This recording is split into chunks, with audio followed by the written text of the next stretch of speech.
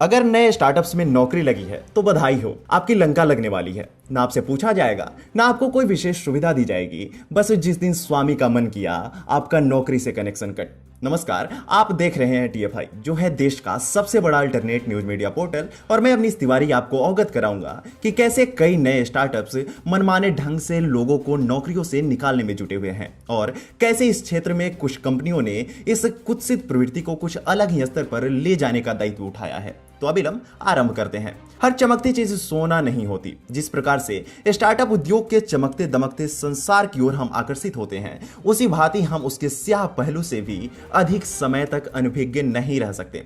जो स्टार्टअप पहले भर भर के लोगों की भर्ती करता था, अब वही उन्हें भगाने में तनिक भी संकोच नहीं करता। और उदारता पिछले कुछ हफ्तों में 1700 से अधिक कर्मचारियों को अपनी नौकरियों से हाथ धोना पड़ा।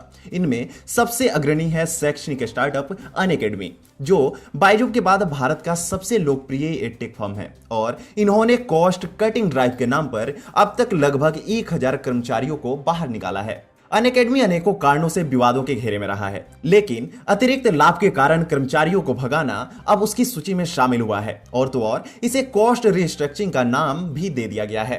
रोचक बात तो यह है कि 2021 में वित्तीय रूप से शैक्षणिक स्टार्टअप को काफी लाभ मिला है, जिन्हें कुल मिलाकर $4.7 बिलियन का राजस्व प्राप्त हुआ है। यही नहीं, जितने लोगों को हटाया गया है वह अनअकैडमी के कुल वर्कफोर्स का 10% हिस्सा थे।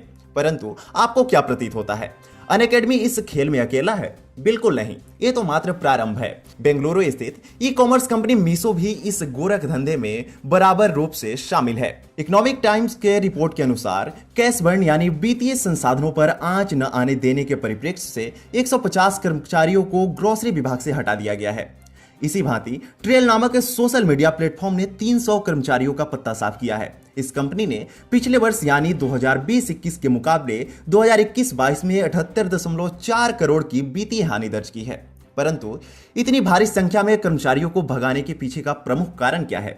ऐसा क्या है कि मनमाने ढंग से कर्मचारियों को जब मन चाहे नौकरियों से निकाल दिया जाता है? इन स्टार्टअप में निवेश करने वालों ने अब इस बात पर दबाव बढ़ाना प्रारंभ किया है कि ध्यान लाभ बढ़ाने पर हो, कर्मचारियों को बढ़ाने पर नहीं। वैसे भी वर्तमान स्टार्टअप्स का दृष्टिकोण भी स्पष्ट है, कम से कम कर्मचारियों के साथ सर्वश्रेष्ठ परफॉर्मेंस देना। अब यहां तो मतलब स्पष्ट है, बाप बड़ा न भैया, सबसे बड़ा रुपया। इसके अतिरिक्त कई कंपनियां अब पब्लिक भी होना चाहती हैं, यानी अब निवेश के लिए नए विकल्प खोलना चाहती हैं, चाहे इसके लिए नैतिकता से ही क्यों ना समझौता करना पड़े। सच कहें तो स्टार्टअप द्वारा मनमाने ढंग से कर्मचारियों को भगाने के पीछे एक प्रमुख कारण है इनके प्रणाली पर किसी प्रकार का कोई नियंत्रण न होना, और न ही इनकी कर्मचारियों के प्रति जवाबदेही होना।